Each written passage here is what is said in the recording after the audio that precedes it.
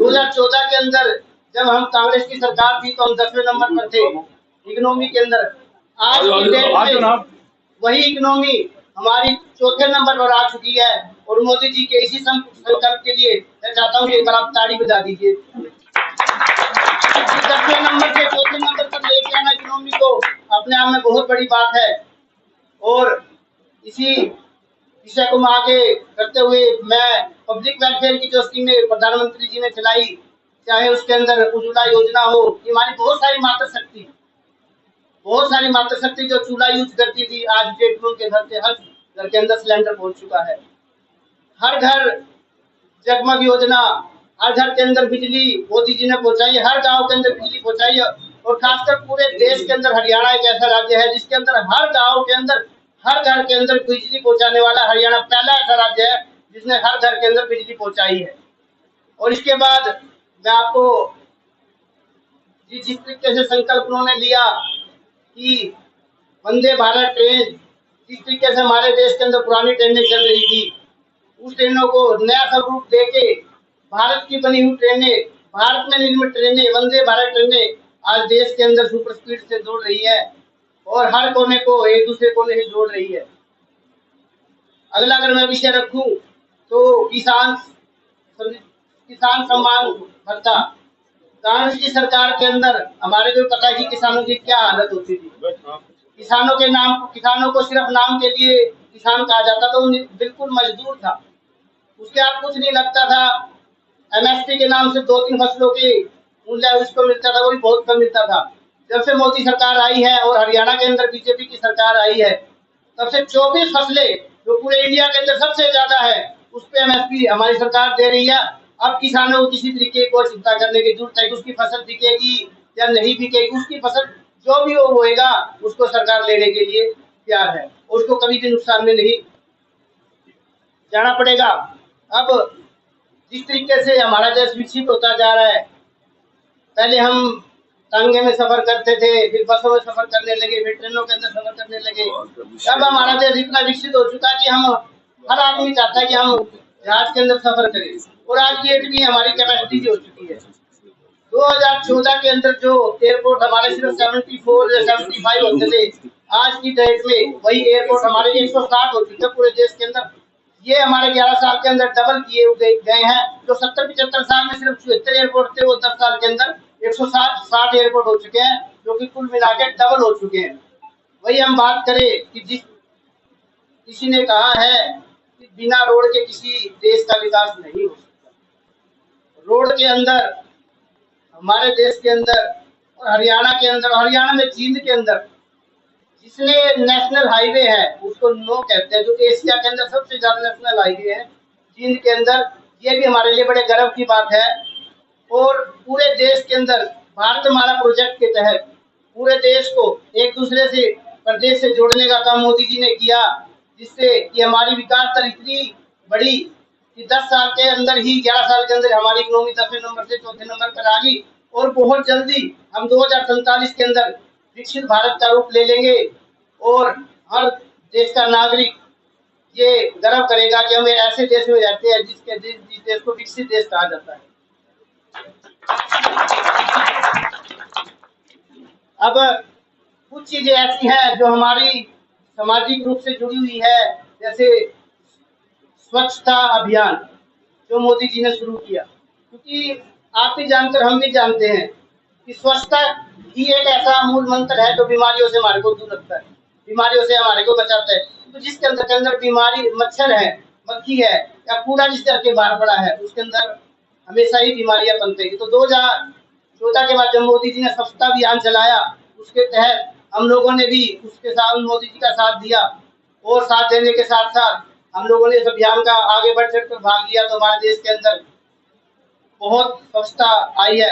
अब उसके बाद हम देखें तो कोरोना के अंदर हमारे देश ने इतना बड़ा काम किया, जहां विकसित देश होते थे उसके अंदर लाखों लोग मरे कोरोना के अंदर, लेकिन हमारे देश के अंदर मोदी जी ने ऐसा मुहिम चलाया, ऐसी एक प्रणाली बनाई जिसके अंदर की लोगों को थोड़े दिन तक अपने घर पे तो रहना पड़ा, लेकिन बहुत सारे लाखों करोड़ों लोगों की उनकी सूझबूझ की वजह से जान बच गई।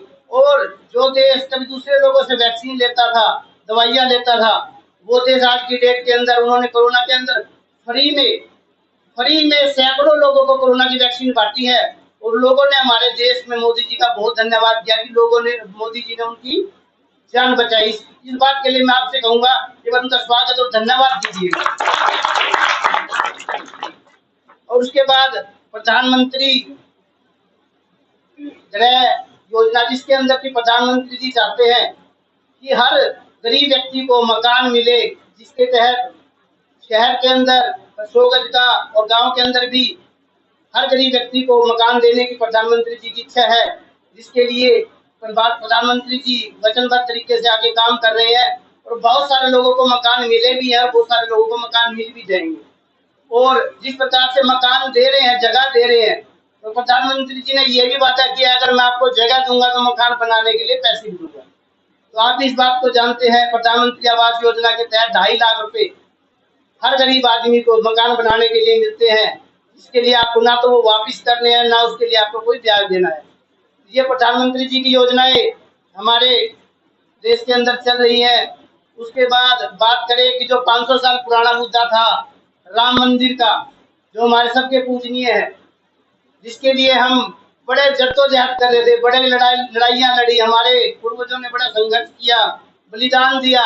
तो यही सरकार थी जिन्होंने संकल्प लिया था कि अगर हमारी सरकार आती है तो राम मंदिर का निर्माण करवाया जाएगा और रामलला को एक झोपड़ी से मंदिर के अंदर लाया जाएगा। और वही कार्य मोदी जी ने किया और आज की डेट के अंदर अयोध्या के अंदर राम मंदिर एक भव्य रूप लेके आपके सामने प्रस्तुत है, जिसके अंदर जाके आप दर्शन कर सकते हैं। अब सबसे बड़ी बात मैं आपको कहना चाहता हूँ कि जिसके अंदर हमारे देश के अंदर 50% हिस्सेदारी महिलाओं की है। और मैं महिलाओं का धन्यवाद भी करना चाहता हूँ कि जिन्होंने बढ़ चढ़कर वोट दिए और बीजेपी की सरकार को बनाया। अब जो मोदी जी ने संकल्प लिया था कि महिलाओं की भागीदारी हमारे देश के अंदर सबसे ज्यादा होनी चाहिए, उस संकल्प को सिद्ध करते हुए मोदी जी ने अब ये क्रियान्वयन करने के लिए ये पारित किया है कि कोई भी विधानसभा या लोकसभा या कोई भी क्षेत्र होगा, उसके अंदर 33% आरक्षण महिलाओं के लिए रहेगा। तो ये अपने आप में बहुत बड़ी बात है कि एक, अगर मान लीजिए किसी काम के लिए 100 एमएलए को चुना गया, उसमें से 33 महिलाएं एमएलए बनती है, तो ये अपने आप में बड़ी गौरव की बात है। क्योंकि पहले क्या होता था, 100 लोग इलेक्शन लड़ते थे, उसमें 1 या 2 महिलाएं होती। तो महिलाओं का आगे कोई भी बातें रखने वाला नहीं होता था। उनकी समस्या, महिलाओं की समस्या महिलाएं ज्यादा जानती है। तो इसलिए मोदी जी ने अभी ये स्वरूप रख दिया है कि 33% आरक्षण महिलाओं के लिए रहेगा। इस प्रकार से पहले क्या होता था, राशन कार्ड के, आप सभी जानते हैं कि राशन कार्ड के डिपो के अंदर जब हम राशन लेने जाते थे तो क्या होता था कि भैया आपके नाम तक राशन खत्म हो गया। आज की डेट में क्या है कि जब तक आप मशीन में जाके अंगूठा नहीं लगाएंगे आपका राशन आपको नहीं मिलेगा। और राशन डिपो धारक भी आपका राशन नहीं खा सकता, वो भी राशन तभी दे सकता है जब आप अंगूठा लगाएंगे, अदरवाइज आपका राशन वहाँ इकट्ठा पड़ा रहेगा और सरकार के खाते में जमा रहेगा। जब भी आप राशन लेने जाएंगे अपना अंगूठा लगाएंगे तभी आपको राशन मिल पाएगा। उसके बाद हरियाणा के अंदर मुख्यमंत्री शगुन योजना, जिसके अंदर गरीब परिवारों को 31,000 रुपए, 41,000 रुपए, 71,000 रुपए या 1,01,000 रुपए गरीब कन्याओं को शादी के लिए दिए जाते हैं। ये सभी इस सरकार के कार्य हैं जो मोदी जी ने किए हैं।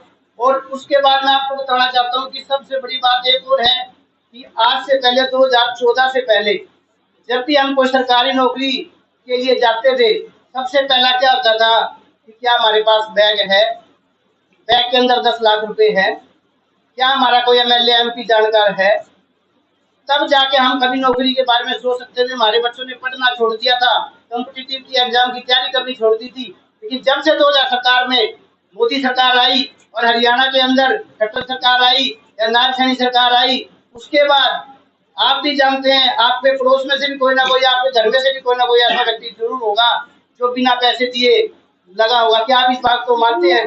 मानते हैं? तो एक बार सरकार के लिए ये तारीफ। और हमारा आपके आशीर्वाद से ये सौभाग्य रहा है कि 2000 2014 जब सेंटर के अंदर बीजेपी की सरकार बढ़ी, तब से लेके आप लोगों से आशीर्वाद से, आप लोगों के सहयोग से 2014 से ही हरियाणा के अंदर बीजेपी की सरकार बनती आ रही है, जिसकी वजह से हरियाणा के विकास का पहिया दुगना हो गया है और डबल इंजन की सरकार होने की वजह से हमारे देश के अंदर विकास के कार्य बड़े जबरदस्त तरीके से चल रहे हैं। और लास्ट में मैं एक बात और कहना चाहूंगा, पहले हमारे के अंदर एक पुरानी शिक्षा नीति चलती थी, जिसके अंदर हमारे को सिर्फ और सिर्फ इतिहास पढ़ाया जाता, ज्यादा कुछ नहीं किया जाता।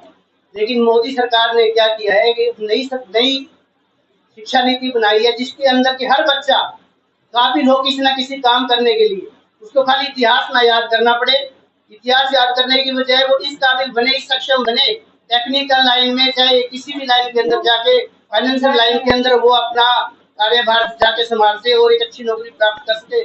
आज की डेट में आप भी जानते, मैं भी जानता हूँ, हर बच्चा पढ़ना शुरू कर दिया है, क्योंकि उसको पता है कि बिना पैसे के, बिना खर्ची के, बिना पर्ची के सरकारी नौकरी मिलेगी। यही विषय मैं आपके सामने सरकार के 11 साल के रखने के लिए आपके बीच में आया था। मैं आपने मेरी बातों को सुना, इसके लिए मैं बहुत बहुत धन्यवाद करता हूँ। और अब मैं धन्यवाद करता हूँ हमारे शक्ति केंद्र प्रमुख श्री ओम प्रकाश जी का, जिन्होंने इस प्रोग्राम को किया, और ममता रावत जी जो महिला संयोजक है जिले की, वंदना जी कैशियर, पूर्व चेयरमैन सुनील जी, लक्ष्मण जी बूथ अध्यक्ष, सतीश कुमार नेता जी, आशा अभिष्ट, गोपाल नेगी जी, जयपाल जी, दीपक राणा जी, पुष्पा नेगी जी, सुदेश देवी जी, ओम प्रकाश जी और कविता जी और सीताराम शर्मा जी, और साथ में मेरे साथ आए हुए हमारे विजय सैनी जी, सुरेंद्र जी और हमारे फूल कुमार जी और राहुल जी, मैं आप सबका यहाँ पहुंचने पर हार्दिक धन्यवाद करता हूँ। और इतनी संख्या में आप लोग यहाँ आए, बहुत बहुत धन्यवाद।